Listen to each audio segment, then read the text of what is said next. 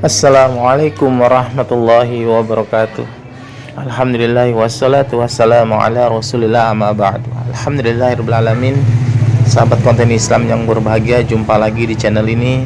Semoga kedepannya channel ini semakin baik. Baik sahabat konten Islam yang berbahagia, di video kali ini kita akan menyimak ceramah dari Ustadz Khalid Basalamah tentang bagaimana sih caranya kita bisa menghidupkan sunnah-sunnah yang banyak terlupakan. Baik sahabat konten Islam yang berbahagia, semoga kita semua dalam keadaan sehat walafiat, dan semoga Ustadz Khalid Basalamah sehat dan berkah umurnya dan berkah juga ilmunya. Kita simak saja ceramah dari beliau. Semoga isi ceramah beliau bermanfaat untuk kita yang selalu menegakkan sunnah.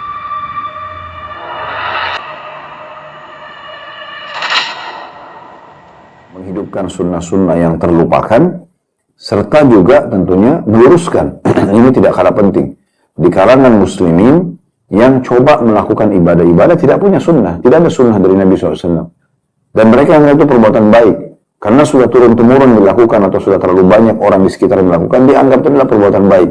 Dan ini agak sulit nanti untuk pindah ke sunnah Nabi, karena kalau diajak kepada sunnah mereka akan menolak. Mereka anggap, ini peninggalan orang tua kami, ini tradisi kami. Nah, ini yang sudah sering kita dapati dalam Al-Quran pun digambarkan bagaimana banyak umat-umat sebelum kita selalu beralasan yang sama. Oleh karena itu teman-teman sekalian, kita perlu memahami dulu apa itu sunnah Nabi. Apa keutamaan mengikuti sunnah Nabi? Kenapa harus kita berpegang teguh pada sunnah itu? Ya. Kemudian peringatan para salafus saleh, bagaimana mereka berpegang teguh pada apa yang dicontohkan oleh Nabi SAW dan meninggalkan selainnya. Nah, semua ini harus menjadi pondasi dasar dalam bahasan kita menyelesaikan tadi belasan bab yang ditulis oleh penulis. Baik, di sini ada poin A-nya. Beliau mengangkat pertama dengan pengertian sunnah itu sendiri. Sunnah menurut bahasa atau etimologi adalah artinya jalan yang baik ataupun yang buruk. Itu secara bahasa. Di antara yang menunjukkan maknanya adalah ungkapan syair berikut ini. Fala tajza'an min siratin anta sirtaha fa awwalu radin sunnatan man yasiruha. Janganlah marah atas jalan yang engkau sendiri melaluinya, karena orang pertama yang senang terhadap jalan itu adalah orang yang pernah melaluinya. Jadi memang biasanya orang-orang Arab menjadikan definisi daripada satu kosakata dalam bahasa Arab itu adalah pada syair-syair, ya, karena mereka biasa tuangkan dalam syair. Dan berlandaskan dari sabda Nabi SAW, man sanna fil islami sunnatan hasanah. Siapa saja yang memulai membuat jalan yang baik dalam Islam. Di dalam sabda beliau, man sanna fil islami sunnatan sayyi'ah, dan sabda beliau juga lanjutan hadis tadi itu, dan siapa yang membuat jalan yang buruk dalam Islam. Dua sabda Nabi SAW tersebut diriwayatkan oleh Muslim dari hadits Jarir bin Abdullah Al-Bajali radhiyallahu anhu.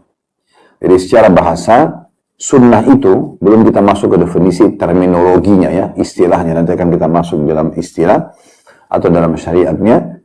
Jadi secara bahasa, sunnah itu bisa menjadi contoh kebaikan atau contoh keburukan, secara bahasa dulu. Sekarang kita masuk di dalam makna syariat atau terminologinya. Sunnah adalah segala sesuatu yang ditetapkan oleh Rasulullah SAW dalam segala urusan agama.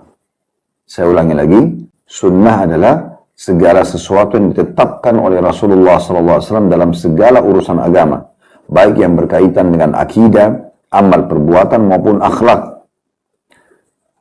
Dan di sini penulis mengatakan, dan saya tidak mengisyaratkan kepada istilah para imam ulama yang menyebutkan kitab-kitab membahas soal keimanan, tauhid dan akidah sebagaimana kitab-kitab sunnah. Adapun menurut istilah para ulama fikih sekarang, ya, sunnah adalah selain fardu. Ini adalah kebalikan dari wajib, yakni segala sesuatu yang ditetapkan dari Rasulullah SAW, baik ucapan, perbuatan maupun ya takririyah atau persetujuan Nabi terhadap perbuatan para sahabat, maka ini yang disepakati oleh para ulama hadis dan juga usul. Ulama hadis ada yang menambahkan atau yang bersifat akhlak dan perilaku beliau. Pengertian sunnah dalam buku ini, kata penulis, adalah segala sesuatu yang ditetapkan dari Nabi SAW, baik berupa ucapan, perbuatan, ataupun persetujuan Nabi terhadap yang dilihat oleh beliau dari perbuatan sahabat dan beliau tidak menegurnya, yang disunnahkan oleh beliau dan tidak diwajibkan. Inilah yang akan jadi topik bahasan. Hanya saja jarang sekali sunnah yang tidak diwajibkan dikarenakan sebagian ulama mewajibkannya, seperti permasalahan sutra dan juga meluruskan shaf. Ya. Dari sini kita ambil kesimpulan kalau beliau menukil dua definisi di dalam terminologinya. Ya. Kalau yang pertama itu adalah segala urusan yang ditetapkan oleh Nabi SAW dalam agama ini, baik berkaitan dengan akidah, amal perbuatan maupun akhlak, ya, itu yang dimaksudkan oleh beliau. Ini definisi yang pertama. Dan definisi kedua, yaitu ada pendapat sebagian ulama fikih yang menggunakan istilah sunnah, ya, yang sunnah ini selain daripada fardu, apapun yang difokuskan kepada perbuatan dan contoh-contoh Nabi SAW dan perkataan beliau, ya, selain dari hal-hal yang wajib, sehingga ya, hukumnya menjadi sunnah secara definisi fikih. Nah, seperti itu. Tentunya definisi diangkat oleh penulis, ya, dan beliau sekarang ingin mengerucutkan bahasan kalau beliau sedang ingin membahas secara definisi fikihnya. Ya, secara definisi fikihnya artinya amalan-amalan yang dicontohkan Nabi, tetapi dia bukan yang wajib. Nah, seperti itu. Baik, ini kurang lebih definisi. Dan juga ada, saya tambahkan definisi sebagian besar ulama. Mereka mengatakan sunnah itu adalah semua yang dicontohkan oleh Nabi SAW dalam hal agama ini, baik itu melalui perkataan beliau, perbuatan beliau, ataupun persetujuan beliau, dan juga yang dicontohkan oleh para sahabat beliau. Beranjak daripada hadis Nabi SAW, alaikum bisunnati wa sunnatul khulafa rasyidin mahdina min ba'di addu alaiha bin nawajid. Berpegang teguhlah kalian pada sunnahku dan sunnah khulafa'ur rasyidin, Abu Bakar, Umar, Uthman, dan sahabat Nabi ridwanullah alaihim, dan berpegang teguhlah pada keduanya walaupun dengan gigi geraham kalian. Artinya di sini Nabi SAW menyebutkan perbuatan khulafa'ur rasyidin juga adalah sunnah. Ini definisi yang global yang umumnya dipegangi juga oleh umumnya ulama tentang masalah sunnah. Berbeda dengan hadis. Kalau hadis hanya digunakan untuk istilah yang diucapkan oleh Nabi SAW. Tapi kalau sudah sunnah, berarti yang dicontohkan oleh Nabi dan juga para sahabat Nabi. Karena para sahabat Nabi ridwanullah alaihim semuanya udul, semuanya terpercaya dan adil, dan mereka menyampaikan juga dari Nabi alaihi salatu wassalam. Jadi kurang lebih seperti itu. Nah, namun sekali lagi saya titik beratkan, berarti bahasan kita ke depan, ya, penulis setelah menjelaskan definisi tadi, ingin menjelaskan kalau yang sedang saya tulis di buku ini lebih kepada sunnah dari sisi definisi fikihnya. Maksudnya yang dicontohkan Nabi SAW, tapi bukan hal-hal yang wajib. Karena kalau kita ingin membahas semua sunnah Nabi SAW, termasuk dalam masalah akidah, ya, dalam amal-amalan yang wajib dan juga nanti amalan sunnah, itu akan sangat panjang sekali, ya. Dan hampir semua buku akidah, buku hadis, ya, buku fikih ini membahas secara terbagi, ya, terpisah-pisah. Karena memang tujuan utamanya adalah bagaimana membuat umat ini bisa memahaminya. Kurang lebih seperti itu. Kemudian di poin B-nya, masalah keutamaan mengikuti sunnah.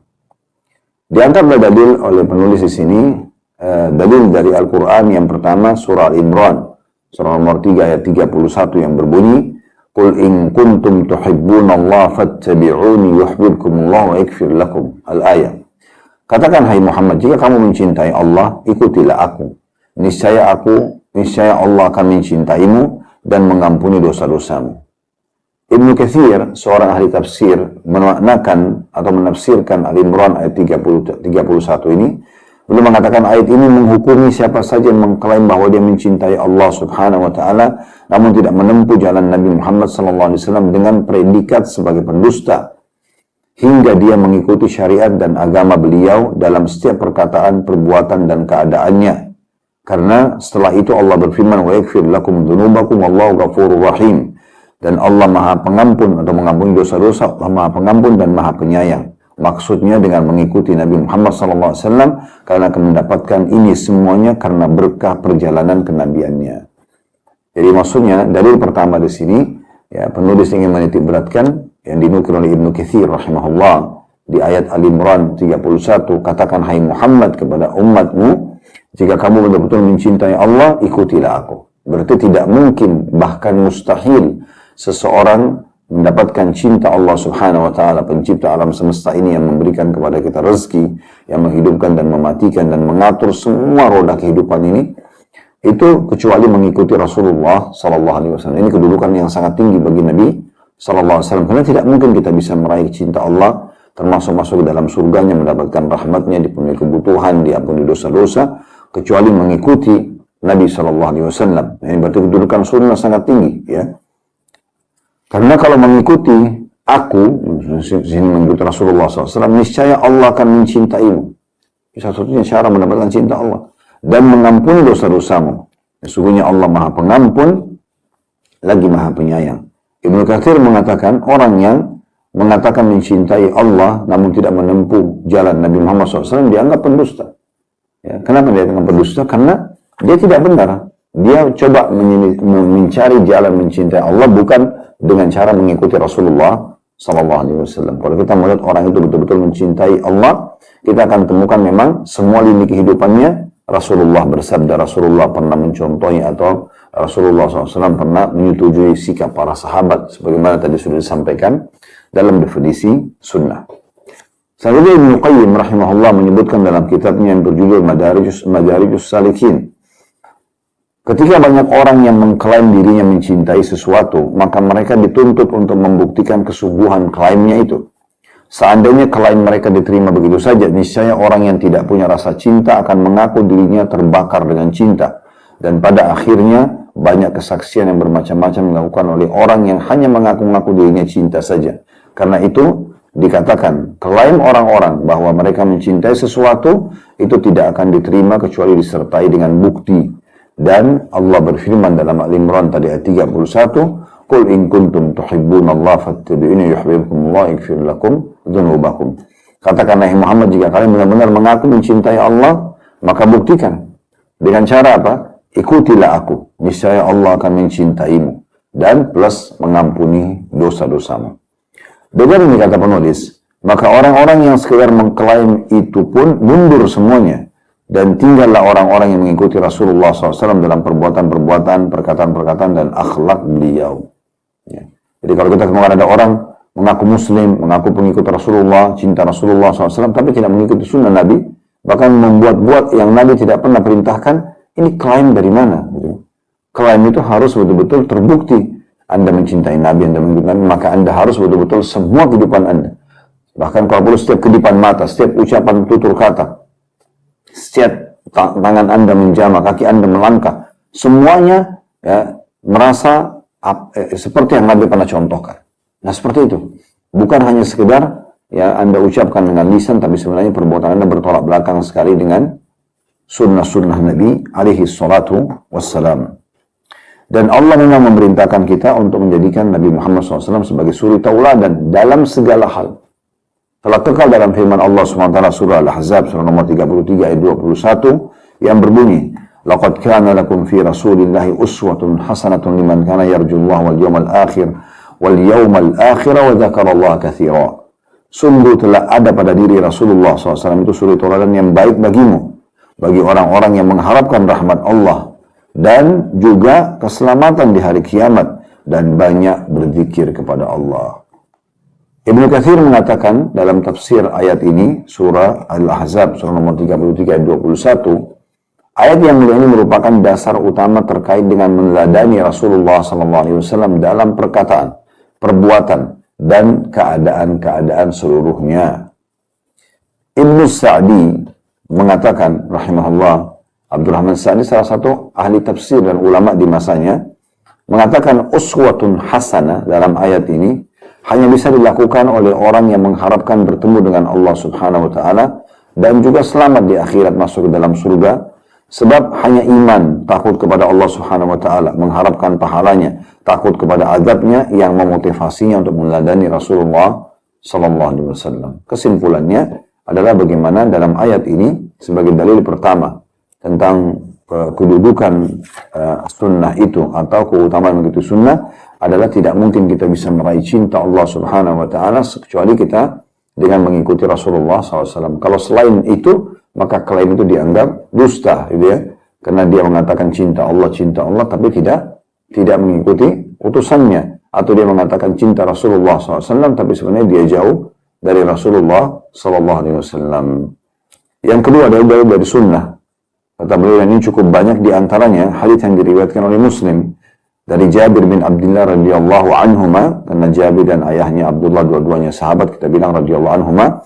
Dia bercerita bahwasanya apabila Rasulullah SAW berkhutbah, maka mata beliau memerah, suara beliau mengeras, dan penyampaiannya begitu berapi-api. Sampai Jabir mengatakan, Nabi SAW bersabda, "Amma ba'd, fa inna khairal hadithi kitabullah, wa khairal huda huda Muhammadin sallallahu alaihi wasallam, wa syarrul umuri muhdatsatuha, wa kullu bid'atin dhalalah."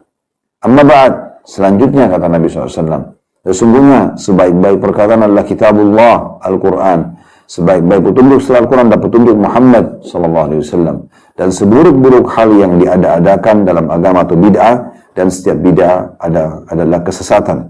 Hadits ini tentunya ada footnote nomor 24, ya, disebutkan di bawah, diriwayatkan Muslim, ya, di nomor 867. Jadi perkataan bid'ah yang merupakan lawan sunnah itu yang ucapkan adalah Rasulullah sallallahu alaihi wasallam. Dan di sini hadits Jabir jelas sekali menitikberatkan kepada kita, Nabi itu kalau ceramah berapi-api. Dan yang paling nyata dinukil oleh beliau di sini adalah bagaimana Nabi dengan berapi-apinya mengingatkan, ingat, sebaik-baik perkataan, rujukan pertama umat Islam dalam ibadah mereka adalah Al-Quran, dan setelahnya adalah petunjuk Muhammad sallallahu alaihi wasallam, dan hati-hati dari muhdatsatuha, yang tidak punya rujukan dari keduanya, gitu ya, yang diada-adakan. Maka itu diistilahkan bid'ah, sesuatu yang bertolak belakang dengan wahyu, dibuat walaupun dianggap baik oleh sebagian orang, karena Nabi sendiri bilang wa kullu bid'atin dhalalah. Semua bid'ah itu akan membawa pada kesesatan. Ini hadis riwayat Imam Muslim. Terdapat juga hadis yang masyhur yang diriwayatkan dari Al-Irbad bin Sariyah radhiyallahu anhu, yakni Nabi SAW mengatakan, فَإِنَّهُ مَنْ يَعِشْ مِنْكُمْ بَعْدِي فَسَيَرَ اخْتِلَافًا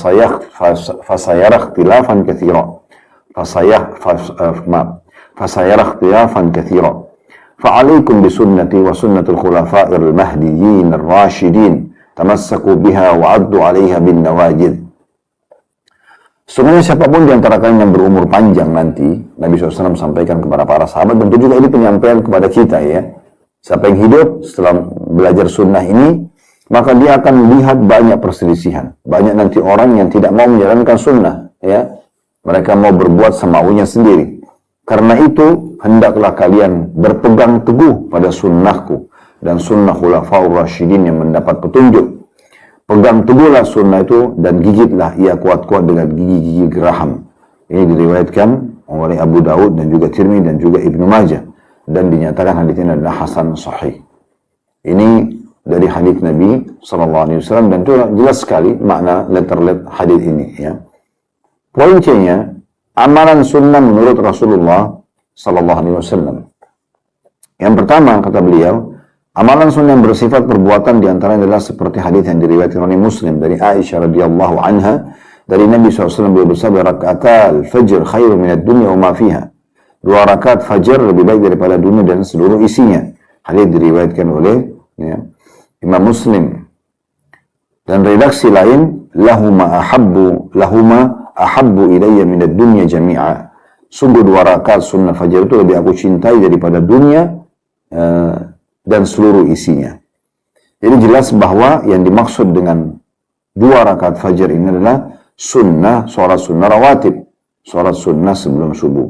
Sholat ini merupakan salah satu amalan sunnah yang sangat dianjurkan oleh Rasulullah Sallallahu Alaihi Wasallam, gitu ya. Jadi kalau ada yang mengatakan, oh, yang dimaksud dengan 2 rakaat fajar itu adalah sebelum azan subuh.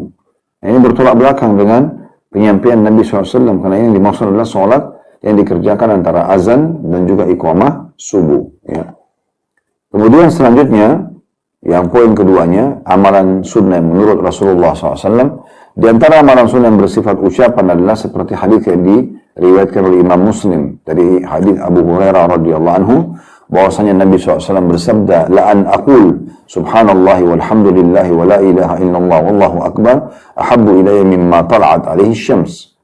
Aku mengucapkan subhanallah walhamdulillah wa la ilaha illallah allahu akbar, maha suci Allah, segala puji bagi Allah, tidak ada Tuhan yang berhak disembah kecuali Allah, dan Allah maha besar, lebih aku cintai daripada tempat terbitnya matahari atau dunia ini. Ini diriwayatkan Imam Muslim nomor 2695.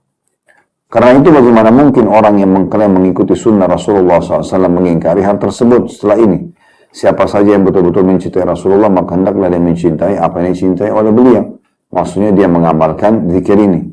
Allah Subhanahu wa taala meridai para sahabat Rasulullah SAW ridwanullah alaihim yang begitu antusias mengikuti sunnah Nabi mereka. Sampai-sampai Anas radhiyallahu anhu ketika melihat Rasulullah SAW mencari-cari dabbat, ya, dabbat, ya, ini sejenis labu manis, dan memakannya karena menyukainya, maka beliau mengatakan sejak melihat beliau makan dabbat, ya, atau da'ba, ya, dabbat, ya, saya tidak suka memakannya. Saya jadi suka memakannya, maaf. Di sini agak sulit saya baca karena disebutkan, ditulis dalam bahasa Indonesia, ya, bukan dalam bahasa Arabnya. Yang jelas bagaimana sahabat Nabi, Anas mencontohkan bagaimana luar biasanya beliau dalam mencontohi apa yang Nabi SAW lakukan. Jadi walaupun hanya makanan, Nabi karena suka labu, maka beliau pun ikut-ikutan menyukainya. Hadis ini diriwayatkan oleh Bukhari dan juga Muslim. Ya, jadi jangan sampai kita bentrok, misalnya kita mengatakan cinta Nabi, tapi udahlah, biar Nabi suka labu, saya nggak suka gitu ya.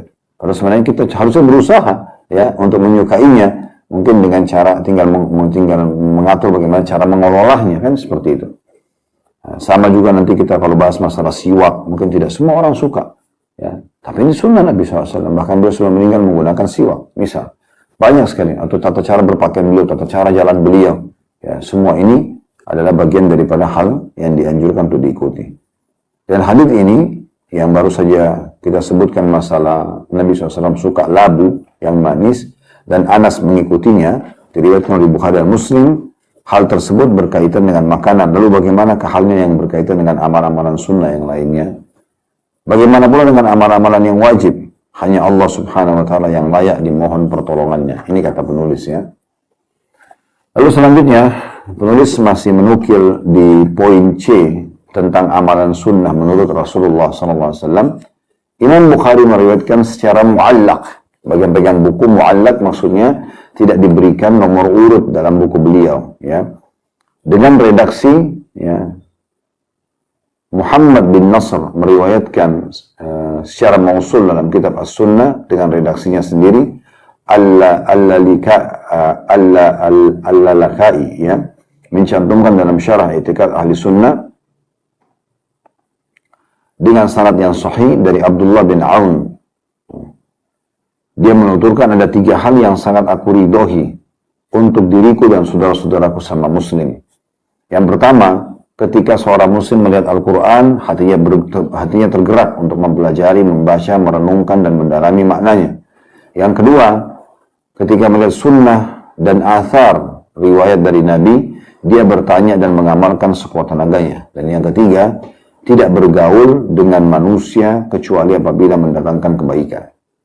Maksudnya, tadi Imam Bukhari menyebutkan secara mu'allaq, kemudian Muhammad Nasr menyebutkan secara mausul dalam kitab As-Sunnahnya, kemudian juga Al-Lalakai menyebutkan dalam kitab Syarah I'tiqad Ahli Sunnah.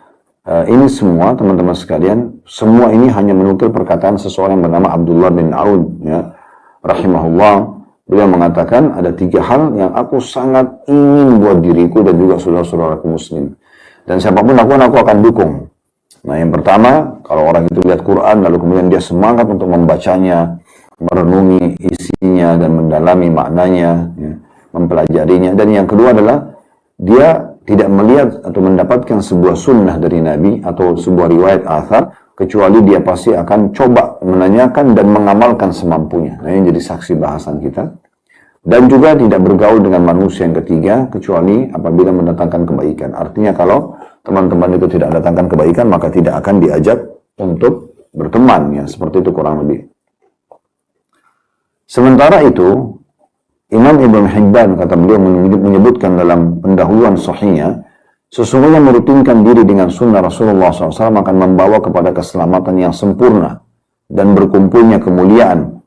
Cahaya kebenarannya tidak akan padam dan hujahnya, argumentasi tidak akan bisa dikalahkan.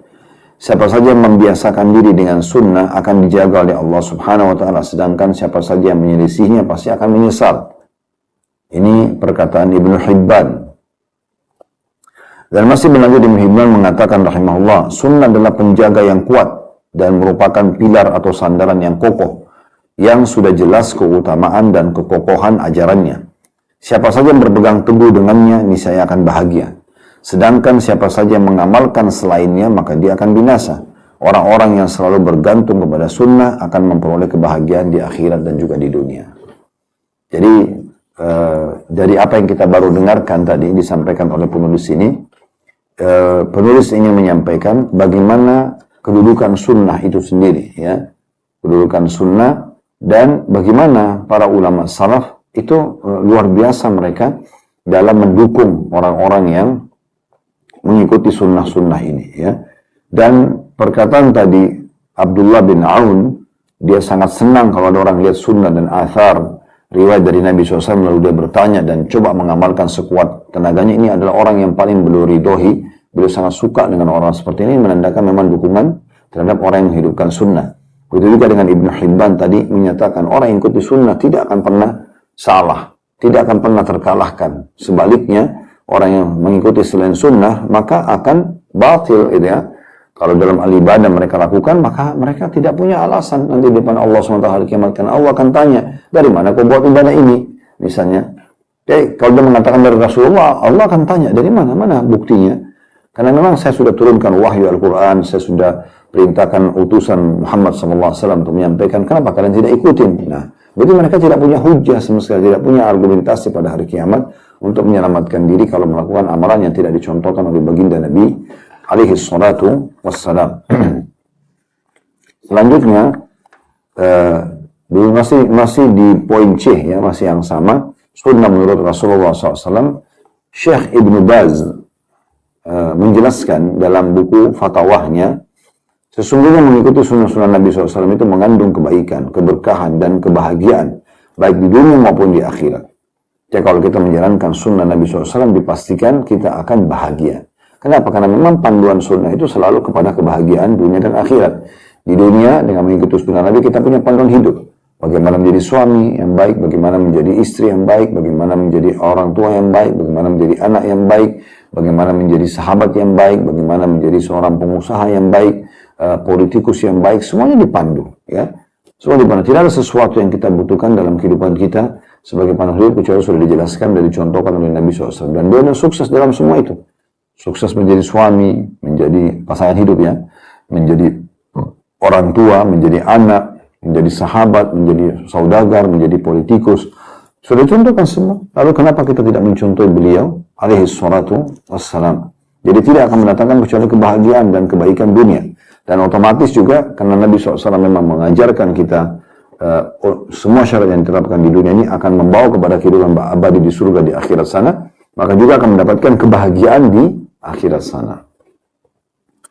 Kemudian juga dinukil oleh beliau Al-Allama Abdullah bin Abdul Aziz Al-Anqari rahimahullah menyebutkan dalam kitab Ad-Durusus Tsaniyah, mengatakan termasuk mengamalkan sunnah Nabi SAW adalah saat seseorang berniat untuk berbuat sesuai dengan perbuatan Nabi SAW, baik itu dalam hal berpakaian, makan, minum, dan sebagainya.